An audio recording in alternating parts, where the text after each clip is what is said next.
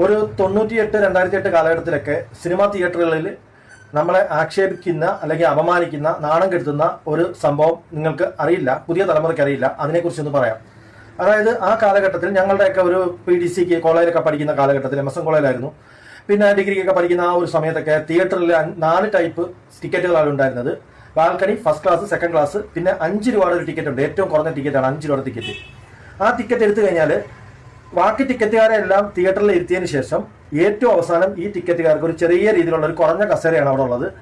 ആ ടിക്കറ്റ് എടുത്തിട്ട് കയറുമ്പോൾ ഏറ്റവും അവസാനമാണ് കയറുന്നത്. ആ സമയത്ത് ഒരു പ്രത്യേക രീതിയിലുള്ള ഒരു ലൈറ്റും ഒരു മ്യൂസിക്കും ഇട്ട് ഇവരെ ആക്ഷേപിക്കും. അതായത് ബാക്കിയുള്ളവരെല്ലാം ഇവരെ കാണണം.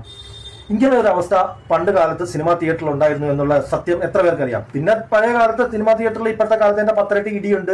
ഗുഹ പോലുള്ള ടിക്കറ്റ് കൗണ്ടറുകളിലായിരുന്നു ടിക്കറ്റ് എടുക്കേണ്ടത്. പോലീസുകാരെ അടിയിൽ കിട്ടി ഗുഹ പോലുള്ള ടിക്കറ്റ് കൗണ്ടറുകളിൽ ടിക്കറ്റ് എടുത്ത് ശ്വാസമുട്ടൽ അനുഭവിച്ച് തെള്ളുകൊണ്ട് തിയേറ്ററിൽ കയറുന്ന അനുഭവങ്ങൾ ഒരുപാട് പേർക്കുണ്ട്. പക്ഷെ ഈ അനുഭവം എത്ര പേർക്കുണ്ട്, എത്ര പേർക്കറിയാം എന്നതിനെ പറ്റിയാണ് ഞാനിപ്പോൾ ഈ ഒരു വീഡിയോ ചെയ്യാനായിട്ടുള്ള കാര്യം.